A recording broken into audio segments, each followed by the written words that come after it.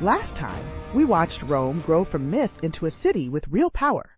Kings, laws, and ambition all colliding in the forum below us. What we didn't see yet was the cost of that power.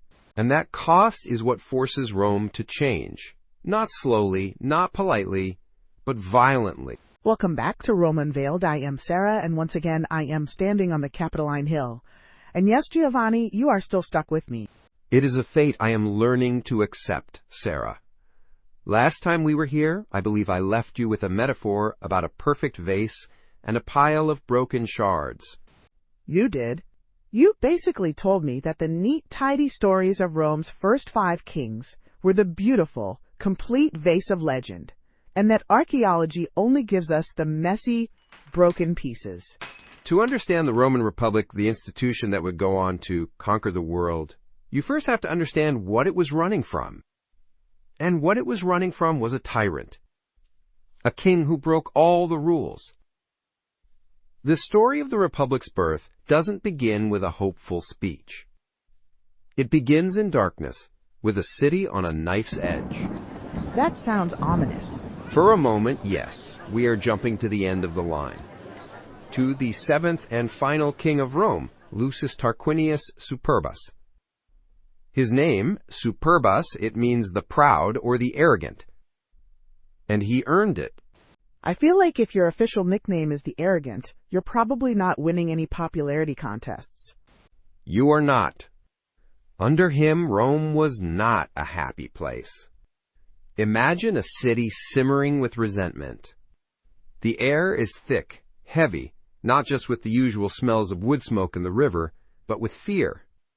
Every public project, every new temple, is built with forced labor. The senators, the leading men of the city, are ignored, or worse, executed on false charges. Their property is confiscated. The king rules not with the consent of the people, but by intimidation. It sounds less like a kingdom and more like a mafia state. An excellent comparison. The social contract was broken. For generations, the king had been the chief priest, the chief judge, the chief general. But he was also, in a way, the chief father of the Roman family. He was meant to have a council, the Senate, made of the elders of the most important clans. He was meant to consult them. Superbus did not. He ruled alone. So before we dive into how it all fell apart, can you give me a quick refresher? What exactly was a Roman king supposed to be? What powers did he have before this guy, Superbus, went rogue? Of course. It is a crucial question. The Roman king, the Rex, held a power they called imperium. It was absolute. It was the power of life and death over the citizens. He commanded the army in war, and he administered justice in peace. He was also the city's religious leader, the primary intermediary between the people and the gods. He appointed priests and presided over the most important state rituals. So he's the general, the judge, and the high priest, all rolled into one. That's a lot of power concentrated in one person. A tremendous amount. But it was not, in theory, hereditary. The king was chosen. After a king died, there was a period called the interregnum, where power reverted to the Senate. They would select a candidate, and his position had to be ratified by the People's Assembly, the Curiate Assembly, and, most importantly, confirmed by the gods through the reading of the auspices, the flight of birds. So there was a system of checks and balances, even if it was a bit rudimentary. The Senate, the people, the gods, they all had a say. Precisely. It was a balance of human politics and divine sanction. The king wore a purple toga, sat on a special chair called the curule chair, and was preceded everywhere by 12 attendants called lictors, each carrying the fasces, a bundle of rods with an axe in the middle, symbolizing his power to command and to punish. The axe is a pretty clear message. Don't cross me. A very clear message. And for most of the regal period, this system, this monarchy, worked. It took Rome from a collection of villages and turned it into a proper city, a regional power. The kings built the first forum, the great sewer, the temples. They organized the army. They gave Rome its shape. But later Romans, the ones living in the Republic, they didn't remember it that way, did they? For them, the word king was almost a curse word. It was the ultimate political insult. To accuse a rival of wanting to be king was the most serious charge you could make.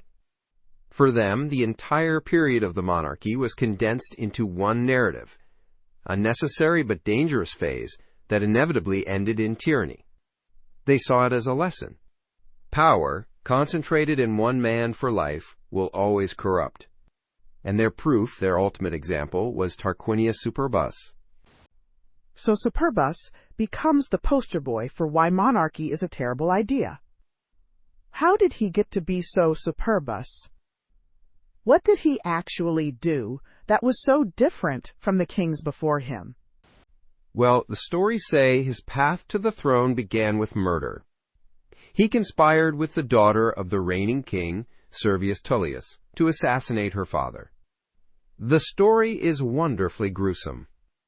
After his agents cut down the old king in the street, the daughter, Tullia, is said to have driven her chariot over her father's body, splattering his blood all over her clothes and the carriage.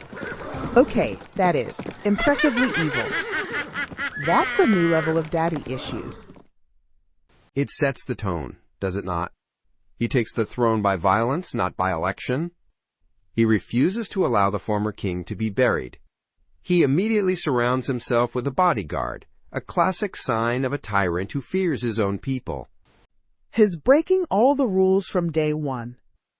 No Senate approval, no popular vote, no divine sanction. None of it. He then begins to systematically eliminate his rivals within the Senate, accusing them of treason and seizing their fortunes. He uses this new wealth and the forced labor of the common people, the plebeians, to embark on massive building projects. The grand temple on this very hill, the temple of Jupiter Optimus Maximus, was his great project. So has a tyrant, but has building things. I feel like that's a common theme with autocrats. Sure, I am oppressing you, but look at this shiny new temple. It is a way to display power and to keep a restless population busy. But it breeds resentment. The aristocrats, the patricians, hate him because he has cut them out of power. The commoners hate him because he is working them to death. He also wages constant wars against Rome's neighbors, not for the defense of the state, but to enrich himself and distract from the problems at home. It's amazing how much of this sounds like it could be ripped from a modern headline. The playbook of a tyrant really doesn't change much, does it? Fear, greed, and spectacle. It is a timeless recipe. So you have this situation. Rome is a powder keg. The leading families are whispering in dark corners, waiting for a chance, any chance, to reclaim their influence. The people are exhausted and angry. All it will take is one spark to ignite the explosion. And that spark comes from his family, doesn't it? From his own son. Yes. While the Roman army is away, laying siege to the city of Ardea, the king's son, Sextus Tarquinius, commits a crime so profound, so offensive to Roman values, that it becomes the point of no return. But to understand why this one act could topple a kingdom, you have to understand the people who will use it as their weapon. It's all so dense and layered. Trying to picture the city at this time, with the new construction, the political tension, the sheer number of players involved, it's a lot to hold in your head. It is. The landscape of the city is a character in this story. If you're trying to picture all of this, the forum below us, the Palatine rising behind it, and why those spaces mattered, this is exactly where the Rome Audio Tour Guide offline app helps. In the Roman Forum and Palatine Hill tours, you can stand at places like the Regia, the House of the Vestals, or the Hut of Romulus, and hear how power actually worked on the ground. Having that spatial layout is absolutely key for understanding the power dynamics. where the temples stood, where the Senate met, where the people lived. It all mattered. Right. So we have a tyrant on the throne, a restless city, and an army off at wars. And now, this terrible crime is about to happen. But before we get to the story itself, there's something we need to talk about. The date. Everyone learns it in school. The Roman Republic was founded in 509. It sounds so precise. So certain. Yes. 509. The perfect number on the perfect vase. It is elegant, simple, and almost certainly wrong. Wrong? How can it be wrong? It's one of the most famous dates in history. It is famous because a Roman scholar named Marcus Terentius Varro, writing in the 1st century before Christ, made it famous. He was a librarian, an antiquarian, a man who loved order. He sat down and tried to create a definitive timeline for Roman history. So he's basically the guy who organized Rome's historical filing cabinet. A perfect way to put it. But he had a problem. For the early period, the filing cabinet was empty. There were no contemporary written records from the time of the kings, no chronicles, no diaries, no government archives.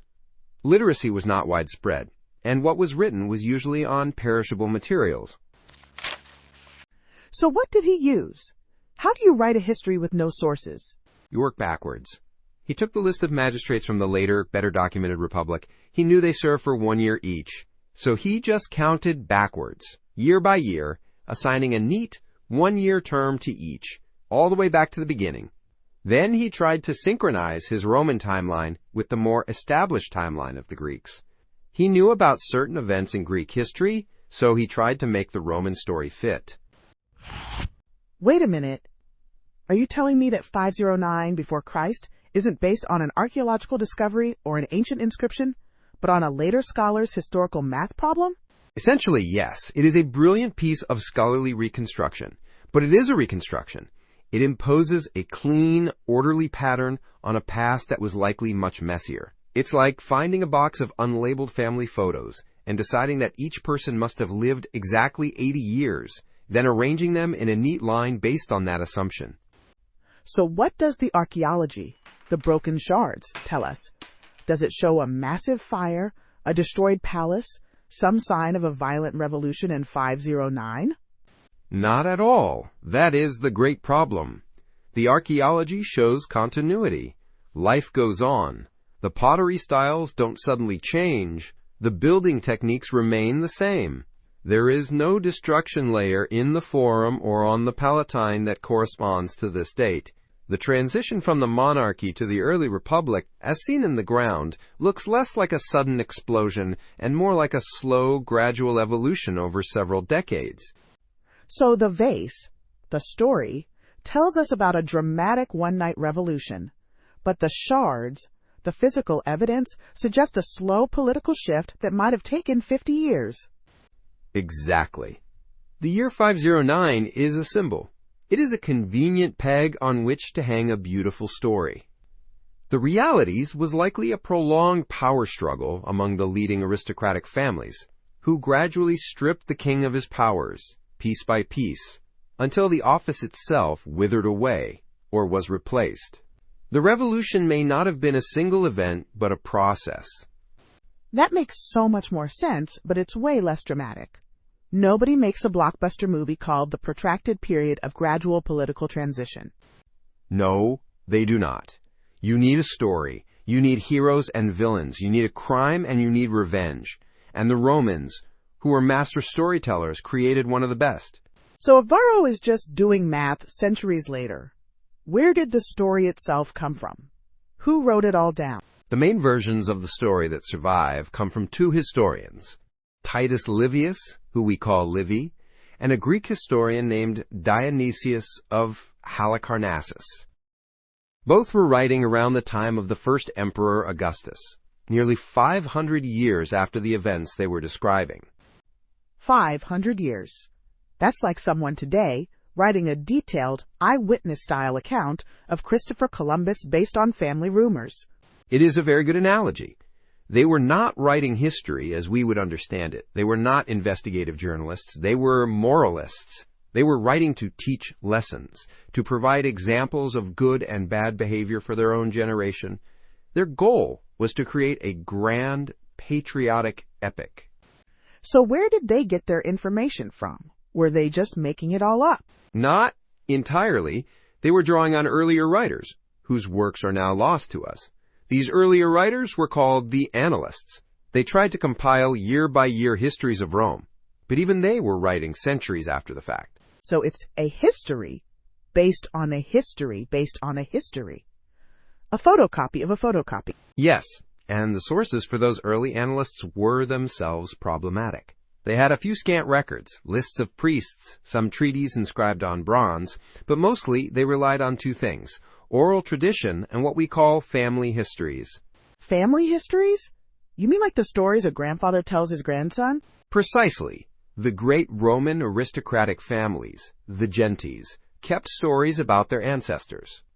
At a Roman funeral for a great noble, actors would wear wax masks of the family's illustrious ancestors and parade through the forum, while someone gave a speech recounting all their heroic deeds.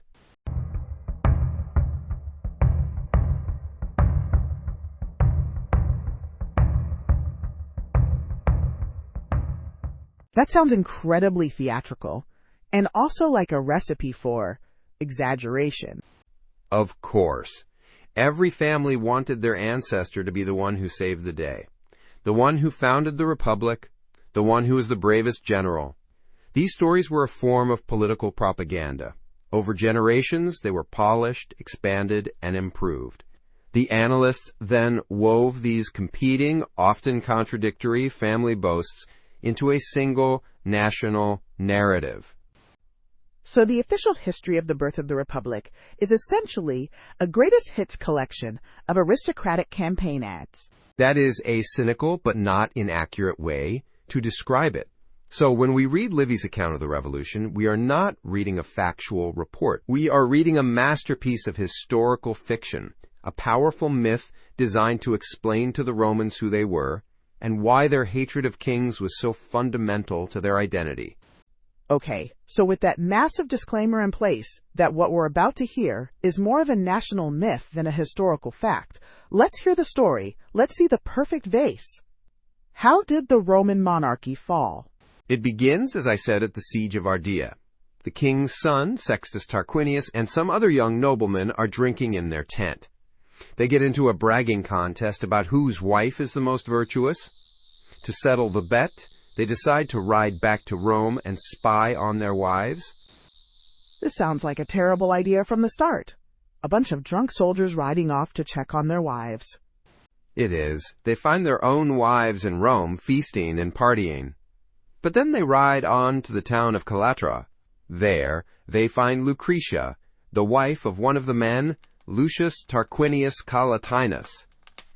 She is not partying. She is at home, late at night, spinning wool with her maids.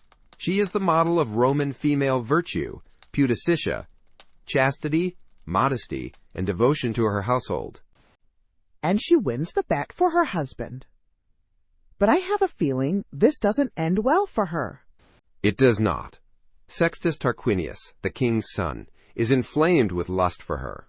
A few nights later, he returns to Galatia alone. He is welcomed into the house as a guest, a relative of her husband. In the middle of the night, he goes to her room. He draws his sword and threatens to kill her if she screams. This is horrifying. She is not moved by the threat of death. So he adds a different threat, one that is, to a Roman noblewoman, worse than death. He tells her that he will kill her, then kill a male slave and place the slave's naked body next to hers. He will then claim he caught her in the act of adultery with a servant. So he's threatening not just her life, but her honor, her reputation for all time. She would be remembered as an adulteress, shaming her husband and her father forever. Exactly. Her virtue, the very thing that made her admirable, would be destroyed. Faced with this unbearable dishonor, she submits, he rapes her and leaves. I can't even imagine. The next day, Lucretia sends for her father, who is a prominent man in Rome, and her husband Collatinus. They arrive with two trusted friends. One of them is a man named Lucius Junius Brutus. He is a nephew of the king, but for years he has pretended to be a simpleton, an idiot. The name Brutus means the dullard, to avoid the king's murderous paranoia. So he's been playing the long game, acting like a fool so the tyrant wouldn't see him as a threat. Precisely. Lucretia, in tears, tells the four men what happened. She makes them swear an oath that they will avenge her. She says, "It is for you to see what is due to him. As for me, though I acquit myself of the sin, I do not absolve myself from the punishment. No unchaste woman shall live hereafter," pleading Lucretia's example. Oh no. And then, before they can stop her, she pulls out a dagger she had hidden in her clothes and kills herself. So in her mind, even though she was completely innocent, the only way to prove her virtue was to die. In the logic of the story, yes, her body becomes the ultimate symbol of the state, violated and defiled by the tyrant's family. And it is at this moment that Brutus, the dullard, reveals his true self. He pulls the bloody dagger from Lucretia's chest and holds it up. He swears by her blood that he will pursue the king, his wicked wife, and all their children with fire and sword, and that he will never again allow any man to be king in Rome. That's the spark. That's the moment the revolution begins. That is the moment. The four men carry Lucretia's body to the local forum, and then to Rome itself. They display her corpse in the Roman forum for all to see. Brutus gives a fiery speech, recounting not just this crime, but all the crimes of the king, the murder of his predecessor, the forced labor, the arrogance. The people of Rome, enraged, rise up. They vote to depose the king and to exile him and his family forever. And just like that, the monarchy is over. Just like that, Brutus and Collatinus, Lucretia's husband, are elected as the first two leaders of the new free state. They are not called kings, they are called consuls. And the Roman Republic is born. Wow. As a story, it's incredibly powerful. It's got everything. A virtuous hero, a despicable villain, a tragic sacrifice, and a dramatic revolution. It's no wonder it stuck. It is a perfect story. It explains the unexplainable. Why do we hate kings? Because of what Sextus Tarquinius did. Why is private virtue essential for public liberty? Because of Lucretia. Why must we sacrifice for the state? Because of Brutus. It is the perfect vase. So the king is gone. The people have risen up. Brutus and Collatinus are in charge. What happens next? You can't just flip a switch and turn a kingdom into a republic. How do you build a new government from scratch, especially when you're terrified of putting too much power in one person's hands? That is the great challenge they faced. And their solution was ingenious, born entirely out of their fear of the past. The foundational principle of the new government was to take the power of the king, the imperium, and break it into pieces. How do you do that? First, you never give it to just one man. You always give it to at least two. That is why they created two consuls, not one. Each consul had the full power of the old king, but so did his colleague. And, crucially, each consul had the power of veto over the other. So one could cancel out the other's decision. It's a built-in emergency brake. Exactly. It forces them to cooperate and compromise. It makes it impossible for one man to become a dictator. Second, you limit their time in office. The king ruled for life. The consuls would rule for only 1 year. After that, they became private citizens again, accountable for their actions while in power. So you have collegiality, always having a partner, and you have term limits. That's a radical change. It is the heart of the republic. Power is shared, and power is temporary. They kept the symbols of power, the lictors with the fasces, but the story goes that they made a symbolic change. Within the sacred boundary of the city, the pomerium, the axe was removed from the bundle. What did that signify? That inside the city walls, a consul did not have the king's absolute power of life and death. A citizen could not be executed without a trial and the right of appeal to the people. The axe, the symbol of arbitrary execution, only returned to the fasces when the army was outside the city, at war. That's a really powerful visual. It's like they were building safeguards and fail-safes into the very DNA of their new government. They were. And what about the other institutions? The Senate, which Tarquinius Superbus had ignored, was restored to a place of central importance. It didn't pass laws, not at first, but it was the great advisory council. It was made up of former magistrates, the most experienced men in the state. Their collective wisdom and influence, their auctoritas, guided the decisions of the consuls. To ignore the Senate was to commit political suicide. So the aristocrats got their power back. This revolution was really led by them, for them, wasn't it? In the beginning, absolutely. This was not a popular democratic uprising. It was an aristocratic coup, a restoration of the power of the great families. The common people, the plebeians, helped, but the new system was designed to be run by the patrician elite. That's a lot to take in. Consuls, the Senate, veto power. If you're planning a trip to Rome and want these places to really make sense on the ground, the Rome Audio Tour Guide offline app helps bridge the gap. It offers detailed walking tours, including a deep dive into the Roman Forum, using GPS maps to guide you to the very spots where these Republic institutions took shape. Best of all, you can download everything in advance, so the maps and audio work completely offline without using your data. And seeing the physical space where the Senate House stood, or where the People's Assembly met, makes this complex political story much more concrete. It really does. So they've dealt with the executive power. What about the king's religious role? You can't just fire the high priest, can you? The gods might get angry. A very Roman concern, and they had a brilliant and very strange solution. They created a new priestly office called the Rex Sacrum, the King of the Sacred Rites. The King of the Sacred Rites. They got rid of the king, but then created a new office with the word king in the title? That sounds counterintuitive.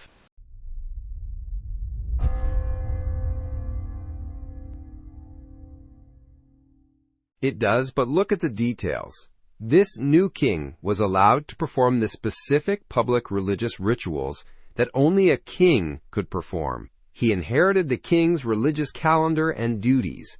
But, and this is the genius of it, he was forbidden from holding any political or military office. He was politically neutered. So they took the king's old job, split it in two, and gave the political power to the consuls and the religious duties to this new priest who wasn't allowed to have any real power. Precisely. They preserved the necessary religious function while completely severing it from political authority. It shows you just how deeply they feared the concentration of power.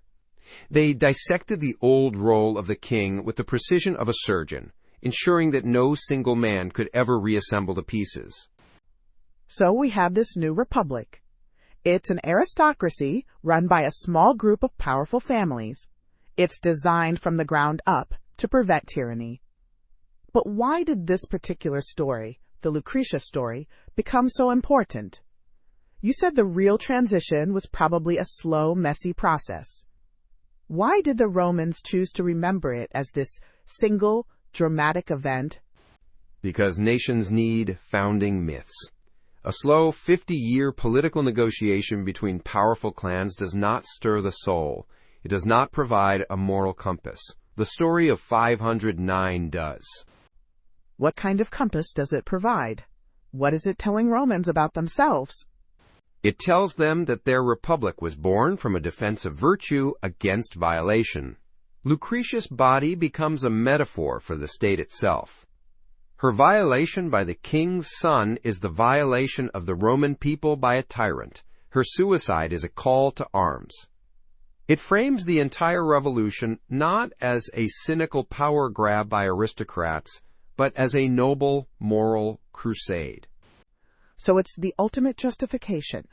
Our state exists because we stood up for what was right against a monstrous evil. Exactly, and it embeds core Roman values directly into the state's origin.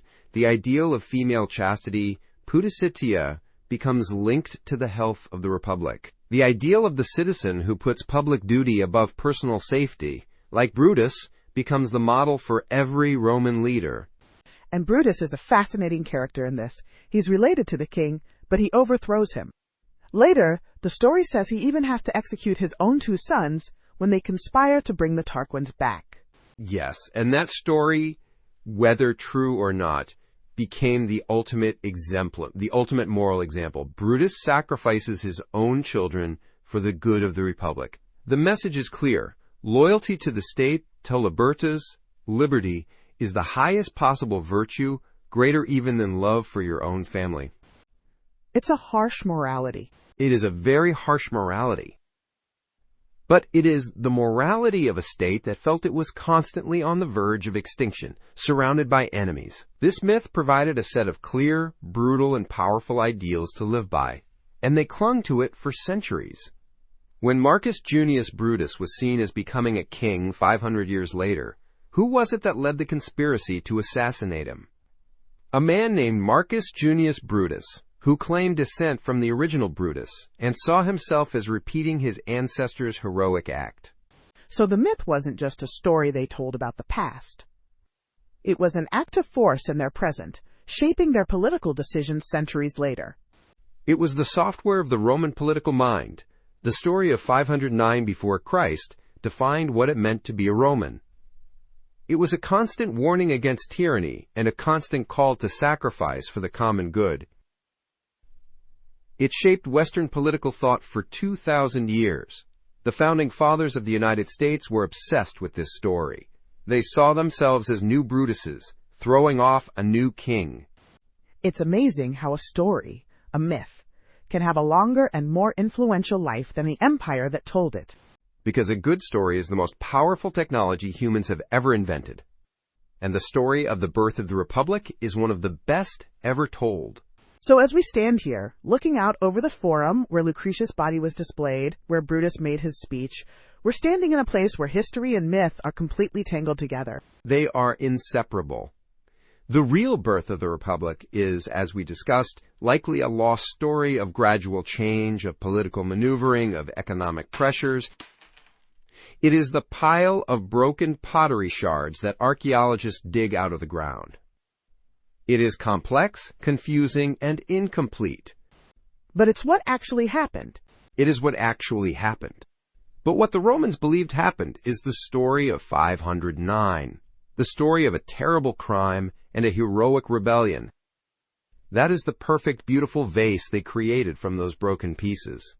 They needed a simple, powerful story to explain their existence and to guide their future. And in the end, maybe the myth is more important than the reality. The belief in what the Republic stood for is what powered Rome, not the messy details of its actual creation. I think that is a very wise way to see it. The truth of the Republic lies not in a specific date, but in the ideals the Romans chose to anchor to that date. They told themselves a story about liberty, virtue, and sacrifice, and then spent the next 500 years trying to live up to it. A story they told so well that we're still talking about it 2,500 years later. Giovanni, thank you. This has been, well, it's complicated everything I thought I knew, in the best possible way. The pleasure, as always, was mine, Sarah. Rome is never simple. That is its beauty. It certainly is.